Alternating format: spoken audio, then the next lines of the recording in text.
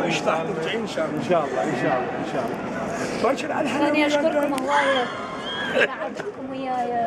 بالعكس احنا كنا فرحانين بوجودك كليتنا، وانت حسيتي بهذا الشيء، كليتنا فرحانين بوجودك، ويعز علينا انه تروحين، بس هذا ظرف شيء واكيد المهم هي حققت اكبر انجاز بحبها. اكيد حضورها اساسا، حضورها فرحانين بشوفتك وفرحانين بجيتك، وراح نشتاق لك هوايه اكيد، والكل تكرر يعني ان شاء الله. يعني عندهم الم لفراقك اكيد، يعني ان شاء الله احنا نشوفك. أنا باسم فريق العمل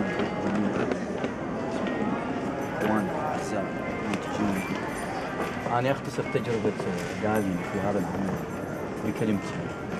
دالي كانت قطر السعادة، مو فقط علينا، كانت قطر السعادة بالنسبة للمئات اللي شافوا القطر. اكيد الالاف والرجال الآلاف، العفو آسف، يعني مئات اليوميا بالمجموع آلاف بكل تأكيد.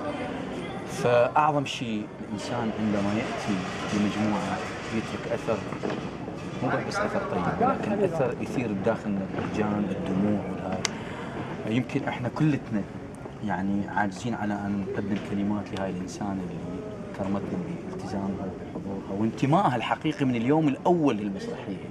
يعني اكو فرق من واحد يؤدي رسالة بالفن بانتماء حقيقي، وبين واحد يؤدي وظيفة مهنية تقليدية يوميا. هاي الإنسانة قدمت عطاها كانتماء، وكأنما هي واحدة من فريق العمل من اليوم الأول اللي تمرنا به بالتمارين.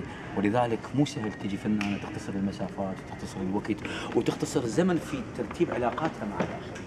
أنا باسم وأتمنى لها رب كل التوفيق والخير والنجاح، وراح نصر كنا تتكرر التجربة، نصر كنا إحنا على أن نجيب